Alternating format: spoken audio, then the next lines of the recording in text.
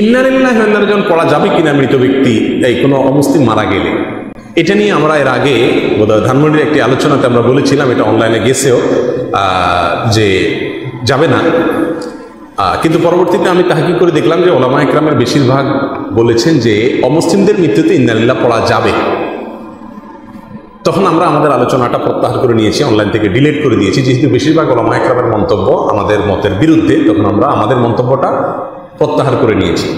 তো সে আলোকে আমরা বলতে চাই, কোনো অমুসলিম মারা গেলে ইন্না লিল্লাহি ওয়া ইন্না ইলাইহি রাজিউন পড়া যেতে পারে, এই অর্থে পড়া যেতে পারে। ইন্না লিল্লাহি ওয়া ইন্না ইলাইহি রাজিউন এটা কিন্তু কোনো মানুষ মরার দোয়া না, এটার মিনিংটা অমুসলিমের জন্য ফিট হয়, বরং আরো ভালোভাবে ফিট হয়। এটার অর্থটা কি?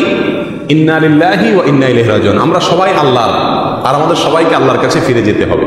এটা তো অমুসলিমের বেলায় খাটে না, সেও তো আল্লাহর কাছে ফিরে যাবে, সেও তো আল্লাহর সৃষ্টি। অতএব এর অর্থ যেহেতু তার ক্ষেত্রেও ফিট হয়, তাহলে এটা কোনো অমুসলিমের মৃত্যুতে বলাতে দোষের কিছু নাই। তবে হ্যাঁ, আল্লাহ সুবহানাহু ওয়া তাআলা কোরআনে কারীমে তার প্রিয় বান্দাদের গুণকীর্তন করতে গিয়ে বলেছেন, তারা বিপদে আপদে মুসিবতে ইন্না লিল্লাহ পড়ে। এখন কোন অমুসলিমের মৃত্যু মুসলমানদের কাছে এটা কি মুসিবত?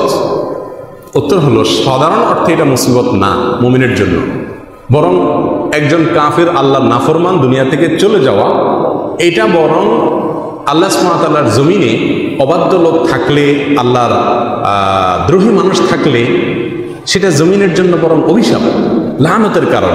অতএব তার মৃত্যু মুমিনের জন্য বিপদ নয়। সেই অর্থে ইন্না লিল্লাহ পড়া যাবে না যে একটা মুসিবত হয়ে গেছে। তবে হ্যাঁ, কখনো কখনো সময় অমুসলিমের মৃত্যু আপাত দৃষ্টিতে মুসলমানদের জন্য মুসিবত হতে পারে। যেমন কথার কথা, একজন বড় ডাক্তার হিন্দু, তার দ্বারায় পুরো এলাকার মানুষ চিকিৎসা সেবা পেত, তিনি মারা গেছেন, তাহলে এটা তো আপাত দৃষ্টিতে মুসলমানদের জন্য মুসিবত হলো। তো এই দৃষ্টিকোণ থেকে ইন্না লিল্লাহ পড়া যেতে পারে। সর্বসাকল্যে কথা হলো, ইন্না লিল্লাহ এর অর্থের দিকে তাকালে অমুসলিমরা মৃত্যুবরণ করলেও সেক্ষেত্রে ইন্না লিল্লাহ পড়া যেতে পারে। এটা কোনো শোক জানানোর বাক্য নয়। আমরা কিন্তু ইন্না লিল্লাহ পড়ি হলো শোক জানানোর বাক্য হিসাবে না, এটা শোক জানানোর কোনো বাক্য না। এটা হলো একটা বাস্তবতাকে স্বীকৃতি দেওয়া যে কেউ মারা গেছে, সবাইকে আল্লাহর কাছে ফিরে যেতে হবে, এই কথা বলা, এটা মুসলিমের জন্য ফিটিং হয়।